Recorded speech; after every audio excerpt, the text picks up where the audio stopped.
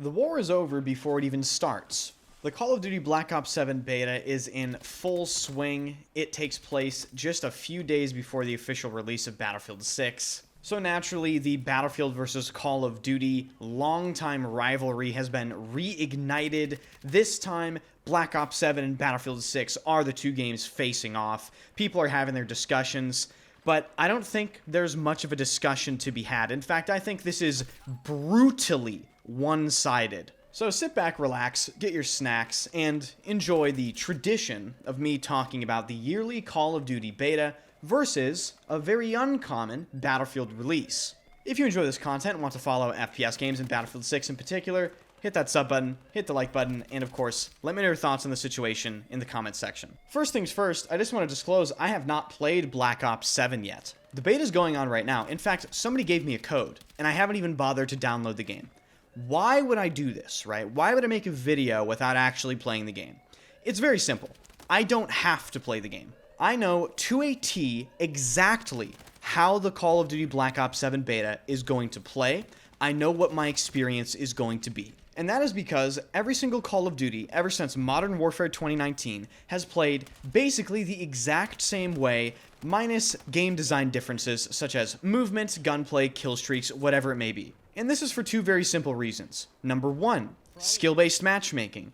Number two, overpowered aim assist. These two things are a lethal combination that has poisoned the Call of Duty franchise for years, and it will never change. Just out of curiosity, after my stream today, I got some food, and then I booted up some Call of Duty streams from some of my favorite Call of Duty content creators and friends of mine. I watched, some of you might know Blue, one of the best Warzone players, Strafe as well. I booted up their streams. They're extremely talented mouse and keyboard players, and they literally just sound like they're getting soul siphoned by a Dementor in Harry Potter, except they don't have a Patronus charm. They are sitting there basically getting beaten up, getting abused by this game. In the beta, they sound defeated, they sound depressed, they sound disappointed. And the best part is, I went into these streams fully expecting that to be the case because of course it's going to be the case.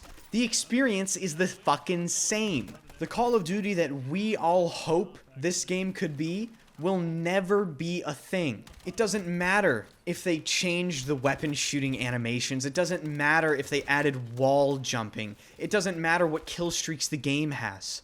If Call of Duty refuses to address the things that are creating this horrific soul-draining experience, it will remain the same forever. And I do not understand for the life of me Call of Duty players not understanding this very basic concept. Every single year we see the same cycle of cope.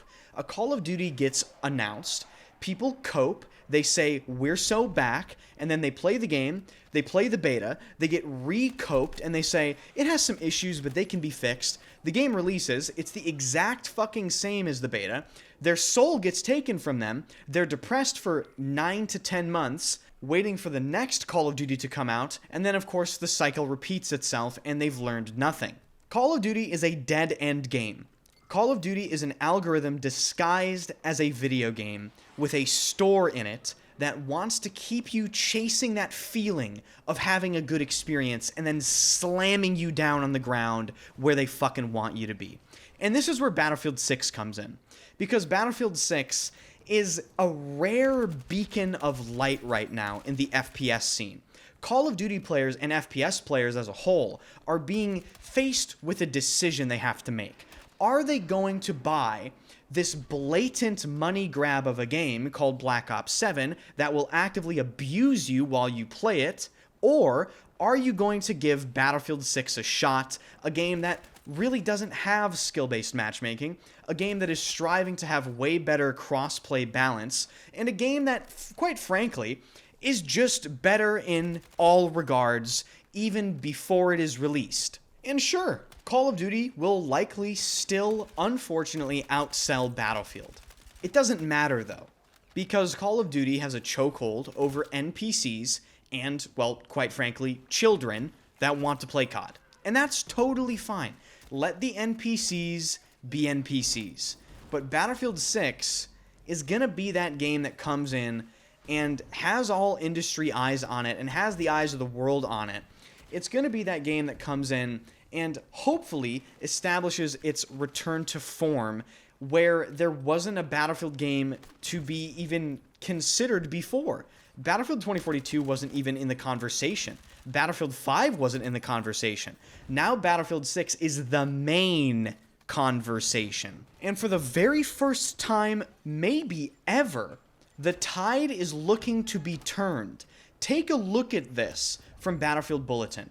A new report from the game business claims that Battlefield 6 has an estimated 1.7 million copies pre-ordered on Steam alone, expected to sell 5 million within its first week. 29% of Call of Duty players who played the Battlefield 6 open beta didn't go back to Call of Duty the following month. I cannot emphasize to you how insanely massive this statistic is. This is a complete 180 from the vibe 2042 gave. Call of Duty got lazy as they usually are and thought they could just get away with making Black Ops 7, which is essentially Black Ops 6 but worse. And Battlefield said, you know what? Let me lock in, right? And Battlefield 6, it has its issues. I've spoken about the issues on this channel multiple times. But none of Battlefield 6's issues are so deeply rooted as the issues in Call of Duty. The issues in COD are basically completely unfixable, barring an unforeseen, an unfathomable shift in the top-level management and direction of Call of Duty. Do people honestly think they're just suddenly going to change skill-based matchmaking? Do people really think they're going to suddenly change their mind on aim assist and decide to nerf it so it isn't as strong? Of course not. Battlefield 6's problems are like, this weapon kills too quickly. The vehicle design is unbalanced. Oh shit. Oh no, helicopters are killing tanks too quickly and vice versa. Okay, change some numbers around and test it in Battlefield Labs. Like, do you see my point? Call of Duty is a dead end. It's over for this fucking game. And I completely understand this video might not be necessary for a lot of you. I totally get some people might see this as beating a dead horse, but I do think it is actually really important to point out just how pathetic Call of Duty really is right now. And I'm not one of those people that will never play Call of Duty. I would actually adore if Call of Duty changed their direction even slightly, because more good FPS games means more games for me to play and potentially enjoy. So to really cap this video off, Battlefield 6 is just the game that is trying to give you more effort. It's the game that isn't trying to blatantly manipulate how your games play. It's the game that isn't trying to necessarily shove a store in your face 24/7 like Call of Duty tried to do. They try to put skin advertising in the creator class menu. I mean, like, give me a fucking break. So when it comes to the Battle of COD versus Battlefield this year, I don't think there is a battle. I really don't. And I'm not sitting here trying to say Battlefield 6 is going to be a guaranteed all-time greatest Battlefield game ever. I'm not even necessarily saying it's going to be that successful upon release. It could have a bad release. We don't know yet.